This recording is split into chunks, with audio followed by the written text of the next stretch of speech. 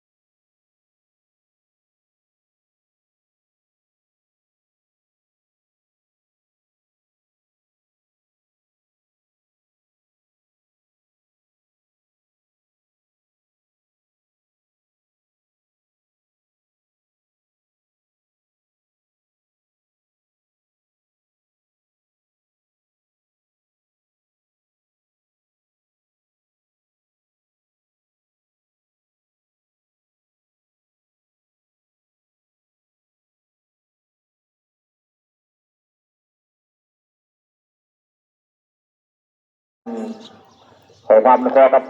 พี่น้องบ้านเฮานะครับเนาะแล้วประชาชนลูกหลานเฮานะครับเนาะก็คือทางโรงเรียนมือมันจะจัดกิจกรรมงานวันเด็กนะครับเนาะที่โรงเรียนบ้านสอนสีเฮาในเวลา9 นาฬิกาเป็นต้นไป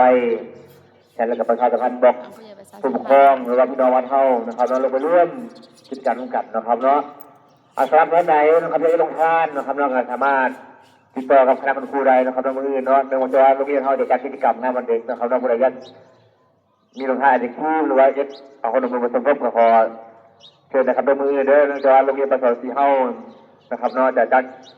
กิจกรรมงานวันเด็กนะครับเนาะเพื่อให้ลูกหลานเนาะมีกำลังใจนะครับเนาะทางการขอความอนุเคราะห์กับพี่น้องบ้านเฮานะครับเนาะลงไปสนับสนุนหรือลงไปช่วยกันนะครับเนาะที่โรงเรียนประสอนสีเฮานะครับได้เวลา9 นาฬิกาเป็นต้นไปก็คือมื้ออื่นนะครับเนาะทางโรงเรียนเพื่อจัดการกิจกรรมวันเด็กประจำปีนะครับเนาะให้กับลูกกับหลานนะครับไม่ได้ผ่อนคลายให้กับประชาสัมพันธ์บอกผู้ปกครองบอกพี่น้องบ้านเฮาลงไปสนับสนุนช่วยกันนะครับเนาะสำหรับเรื่องต่อไปก็คือผมได้รับดีกาพระบุญจากพระอธิการสมชายภูริปัญโยนะครับเนาะก็คือเป็นมีดีกาพระบุญก็คืองานสังฆกรรมปริวาสนะครับมาที่วัดป่าน้องแป่งบ้านใหม่ตำบลเมืองพานอำเภอบ้านผือจังหวัดอุดรธานีในวันที่11 มกราคมนะครับเรามีพระภิกษุประมาณเกือบ200 รูปที่จะมาร่วมสังฆกรรมนะครับเนาะแต่หลังจากพระอาจารย์ท่านขอเทข้าวสารอาหารแห้งและตู้ปัจจัยนะครับแล้วให้ในที่ศรัทธาอย่างร่วมบุญนะครับเนาะกระนำข้าวสารอาหารแห้งมาสมทบกับพระอาจารย์ได้นะครับเนาะตั้งแต่มื้อนี้จนเข้าวันที่10เป็นวันเนาะตั้งแต่มื้อนี้จนเข้าวันที่10ก็คือพระอธิการสมชายมันมีศึกษาบำรุงพระพี่น้องบ้านเฮาทั้ง2 หมู่นะครับเนาะขอเทข้าวสารอาหารแห้ง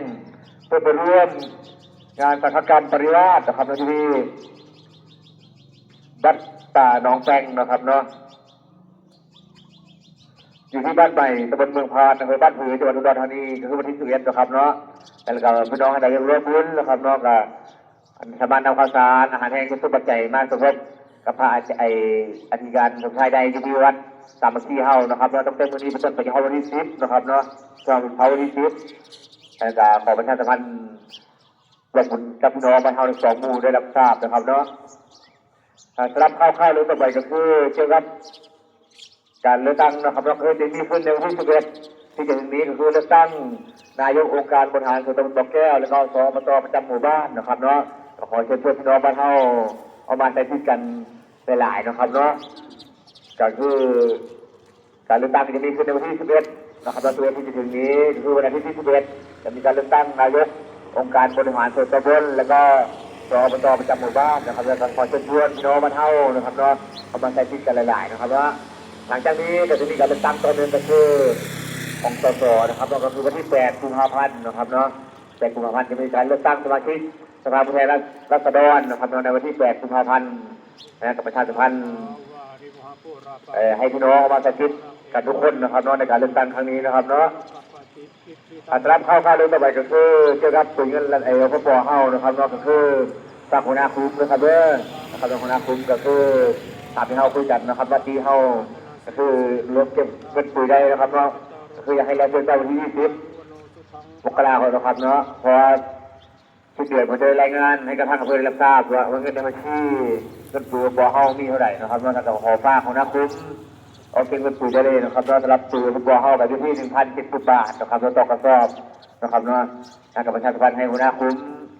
เริ่มดำเนินการเก็บเงินปุ๋ยได้เลยนะครับแล้วก็ปุ๋ยบ่อเฮาที่กระสอบละ 1,070 บาทนะครับเนาะสำหรับข้าวๆเช้าวันนี้ก็มีเรื่องมาประชาสัมพันธ์ให้พี่ให้น้องให้ฟังรับทราบนะครับเรื่องแรกก็คือมื้ออื่นนะครับมื้ออื่นทางโรงเรียนบ้านสอนศรีเขาจะจัดกิจกรรมงานวันเด็กนะครับตั้งแต่เวลา 9 นาฬิกาเป็นต้นไปนะครับที่หอประชุมโรงเรียนบ้านสอนศรีนะครับเนาะประชุมส่งเสริมส่งเสริมให้นักเรียนได้รับความสนุกสนานเสริมสร้างพัฒนาการทางร่างกายและสติปัญญาและอารมณ์นะครับเนาะและกับประชาสัมพันธ์บอกมีน้องๆผู้ปกครองลงไปสนับสนุนนะครับเนาะช่วยกันอยู่กับโรงการทางโรงเรียนนะครับเนาะถัดแล้วพี่น้องไหนยังลงค่าหรือว่าจะเป็นลงค่าขนมก็สามารถแจ้งกับผู้ทีมงานคณะครูใดนะครับเนาะก็คือมืออื่นทางโรงเรียนผู้จัดการทางกิจกรรมวันเด็กที่โรงเรียนบ้านตระกูลของเฮานะครับเนาะเป็นทางการบอกผู้ปกครองบอกพี่น้องทุกคนลงไปสิทำบุญช่วยกันนะครับแล้วที่โรงเรียนของเฮาเรื่องที่สองก็คืออาธิการสมชายเพื่อได้บรรบุญขอแพ้ข้าวสารแห้งกับพี่น้องบ้านเฮาทั้งสองหมู่นะครับเราเพื่อไปเริ่มงานสังฆกรรมปริวาสที่บ้านไม้ตำบลเมืองพานอำเภอบ้านผือจังหวัดอุดรแล้วก็ที่11นะครับเนาะก็ได้ขอแพ้ข้าวสารแห้งบรรบุญยังพี่น้องบ้านเฮาทั้งสองหมู่ท่านใดอยากร่วมบุญกับสมานนำข้าวสารแห้งบรรบุญกับพระอธิการสมชายได้ที่วัดกาบที่เฮานะครับเนาะการสมานนำข้าวสารแห้งใบรวมบุญกับคนใดนะครับเด้อจะเข้ามาที่10นะครับเนาะปฏิทินพระอาจารย์จะเดินทางไปรวมกันกับปริวาสนะครับเนาะกับว่าบุญกับพี่น้องบ้านเฮานะครับเนาะอาจารย์เรื่องต่อไปก็คือเกี่ยวกับการเลือกตั้งนะครับและจะมีขึ้นในวันที่11ที่จะถึงนี้ก็คือการเลือกตั้งนายกองค์การบริหารส่วนตำบลแล้วก็ตประจำหมู่บ้านนะครับเนาะขอเชิญพี่น้องเอาออกมาใช้สิทธิ์อีกอย่างหนึ่งก็คือให้ทุกท่านมาตรวจสอบเป็นรายชื่อนะครับด้วยว่าเฮาตกหล่นบ่นะครับเนาะใครยังตกหล่นก็สามารถเดินทางไปแจ้งในห้องมื้อนี้นะครับเนาะมื้อนี้ยังเดินทางไปแจ้งได้นะครับเนาะให้พี่น้องเข้ามาตรวจสอบเป็นรายชื่อว่ามีสิทธิ์บ่แล้วเฮาตกหล่นบ่นะครับเนาะเกี่ยวกับการเลือกตั้งในครั้งนี้นะครับเนาะขอเชิญพี่น้องบ้านเฮาเอามาใช้สิทธิ์กันทุกคนหลังจากเลือกตั้งนายกกับอบตแล้วจะมีเลือกตั้งสมาชิกสภาผู้แทนราษฎรในวันที่8 กุมภาพันธ์นะครับให้กับประชาสัมพันธ์เพื่อนๆน้องเฮาเอามาใช้สิทธิ์กันทุกคนนะครับเด้อสามเรื่องสุดท้ายก็คือขอฝากไว้กับหัวหน้าคุ้มพบเป็นกระสุนชาวบ้านทุกแปลงเฮานะครับเนาะการซื้อกระสุนของบ่อเฮาการที่กำหนดที่เฮาต้องเก็บเลยนะครับเกิดประชาสัมพันธ์ให้พี่น้องให้น้องที่เอาเงินที่เอาปืนให้ไปกันเก็บเงินไปจ่ายกับหัวหน้าคุ้มนะครับเนาะนี่กระสอบละ 1,070 บาทสำหรับปืนของบ่อเฮานะครับเนาะให้เราขอฝากหัวหน้าคุ้มกับพี่น้องบ้านเฮาที่เอาปืนให้ไปกันให้เก็บเงินไว้จ่ายกับหัวหน้าคุ้มนะครับเนาะ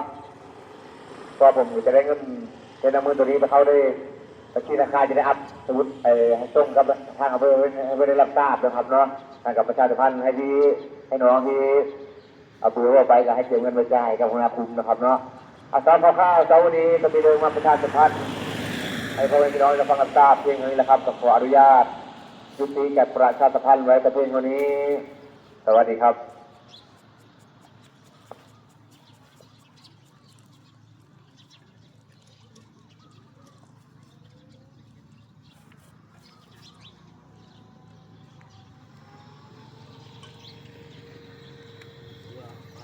วาริวหาปุราปาริปุเรติสาครังเอวะเมวะอิโตทินังเปตนังอุปกปปติอิชิตังปฏิตังตุมหังคิปะเมวะสมิจตุสัพเพปุเรตุสังกปาจันโทปนะระโสยะธามณิโชติระโสยะธาอภิวาทนาสีลิสนิจังวุธาปจายโนจัตตารโอธรรมาวัฏันติอายุวันโนสุขังภะลัง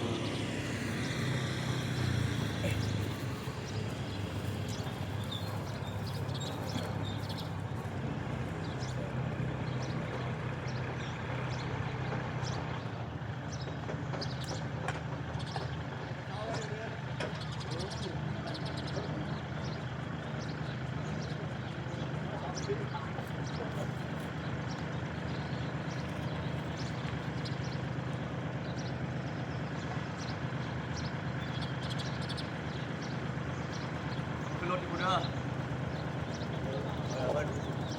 เล่นครับผมละ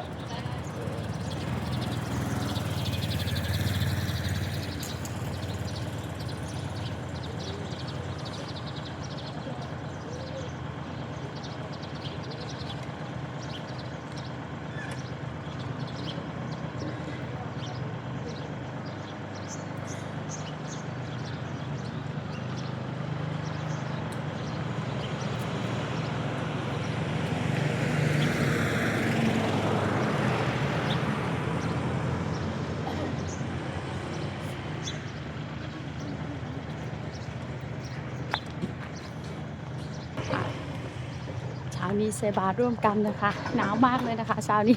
นี่ใส่เสื้อ3-4 ตัวค่ะ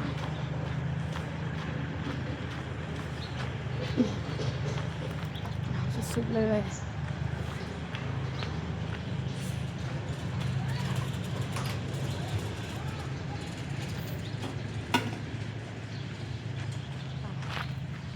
เสร็จแล้วนะคะใส่บาตรเช้านี้นะคะทำบุญร่วมกันนะคะ FC ได้บุญร่วมกันนะคะพรุ่งนี้นะคะทางโรงเรียนเราก็จะจัดกิจกรรมวันเด็กแห่งชาตินะคะขึ้นนะคะในวันที่9นะคะค่ะก็จะค่ะก็จะจัดก่อนวางปูนะคะ1 วันนะคะก็นี่ก็จะคณะกรรมการหมู่บ้านนะคะก็จะไปร่วมด้วยช่วยกันนะคะจัดให้เด็กๆมีความสุขสนุกสนานนะคะค่ะเพื่อให้เด็กๆแสดงนะคะศักยภาพเนาะเต็มที่นะคะสนับสนุนนะคะค่ะสำหรับคลิปนี้นี่ก็ขอจบคลิปไว้เพียงเท่านี้นะคะขอบคุณที่ติดตามรับชมให้กำลังใจนะคะได้บุญร่วมกันนะคะ FC สวัสดีค่ะ